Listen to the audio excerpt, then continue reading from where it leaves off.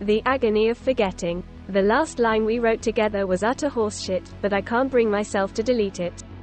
The stars shone forth from his eyes like lasers. I stare at the horizontal blinking line for so long that the screensaver comes on, but I still can't hit the delete button. Drivel. Meaningless drivel. Worse, I can't remember how serious it had been, either. Had we known how crap it was and laughed? Had we thought we were challenging Shakespeare and rejoiced? I can't believe I don't remember. 18 months and I'd finally been ready to try to write again, but now I'm trying desperately to remember that session, but all my useless brain is telling me is that it happened. I know that we sat on our little sofas in the living room as always, typing away on a collaborative document. But I can't remember anything else about it. I must. I've always had a sense of things. I once saw a boyfriend off at the station, waving until his train pulled out of view, and I can remember thinking, that's the last time I'll ever see him. I mean, he was as empty-headed as a particularly dumb jellyfish, and my appreciation for his finely sculpted abs could only carry the relationship so far, so maybe I can't claim premonition so much as determination. And there have been times where I've gotten it wrong. I had the same clear thought on 4 different occasions when driving away from my ailing grandmother and was only right the once. I had no idea that that writing session would be our last. I leave the computer on my dining room table and go to sit in the position I was in on that day. Maybe this will help summon the memory. It doesn't, so I retrieve the laptop and sit with it the way I would have done. I try to remember details so I can conjure his specter. The position of a coffee cup or quantity of flowers in a vase could be the key ingredient in this spell I'm weaving. Still nothing, so I squint at his spot and am glad that I didn't replace the sofa last week after all. Battered and bruised, it still bears the indentation on the seat from every time he sat in it, gradually forming an impression that has forever changed the shape of it. I can relate. Okay, maybe imagine the clothes he was wearing. Blue hoodie, red jacket. Oh God, I can't remember that either. Why can't I remember this? Can I remember anything? His laugh, his singing, the way he walked. We used to joke about my appalling memory and that all my key memories were stored in his head instead. What the hell am I going to do without access to that?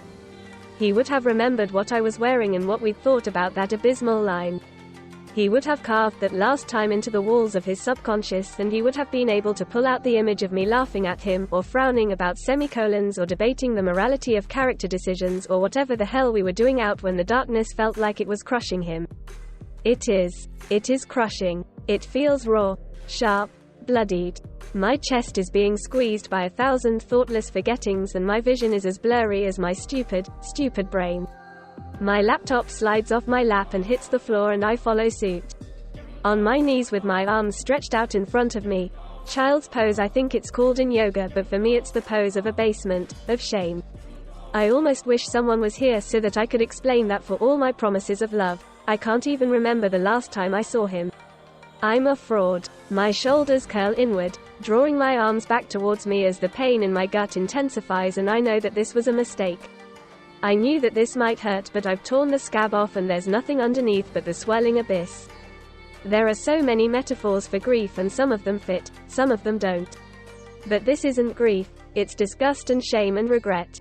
And fear. If I've lost this, how long before our entire time together is nothing but old diary entries and faded photographs? I should have written more fucking diary entries. I should have written about his favorite breakfasts, pancakes, and the way he wore his hair, long to disguise the thinning patch on top, and his favorite lines in films. Let's play a game of fuck off. You go first. My throat is treacle and glass, the breaths that pass through it stick and slice.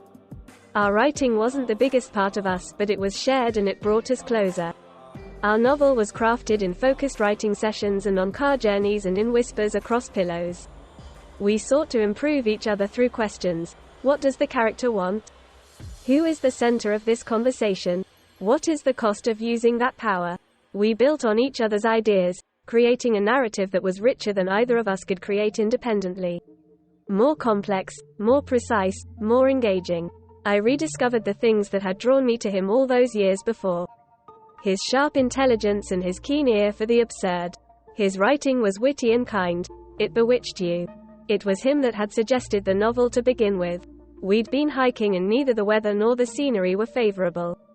Together we spun tales of other planets and the creatures that lived upon them to make the experience less miserable. He seemed to get excited without warning. I guess the idea just burst into life all at once for him, and demanded that we write our ideas down when we returned to civilization. His grin was infectious and he lifted me with glee when I agreed. Despite my protestations and squirming, in that moment, I was overwhelmed with how much I loved him.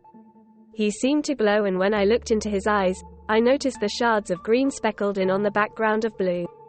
Oh wow, his eyes. I can remember his eyes.